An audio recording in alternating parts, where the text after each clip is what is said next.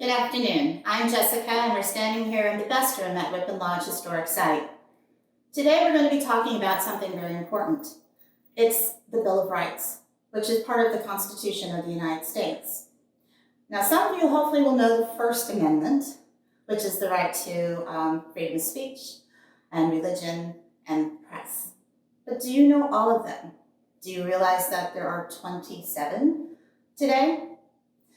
Your Constitution was not the first document that was created after we won independence from Britain. The first document that was created was the Articles of Confederation in 1777. But they weren't enough. A lot of people felt that they didn't preserve the rights of the individual citizen, and it wasn't strong enough. Many were afraid of having government that would be still too controlling of how they lived their lives. They had just won independence from Great Britain. They didn't want to have to now have a regime here in America. The Bill of Rights was written by James Madison, and originally there were 12. But of course, during the Continental Congress and talking about everything, they were pared down to 10. Those were the original. But now there are 27. The Constitution of the United States is a living document and has had to change over time as we have grown as a society and how we view people. When the Constitution was written and the Bill of Rights was written, it really only considered a certain segment of the country.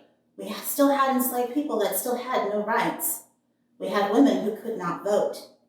So the 19th Amendment, the right to vote, which in 2020 it's the 100th anniversary of. And then, of course, civil rights movement and the rights for all people to be able to vote. That's why the Constitution is important. When you do your assignment today, you're going to look at all 27. It talks about everything that you don't even may think about, as far as how many terms the president and the vice president hold, who succeeds them if something happens to them, the pay of your senators and your congressmen. Those things and more are included on those 27 amendments. But also start asking, what's missing? What's different than it was when it was written? What should be added? What should be taken out? As a living document, it is always something that can be amended. Should we do that? Is it still relevant today? There's some really heavy questions, but I hope you guys will enjoy this assignment and learn a little bit more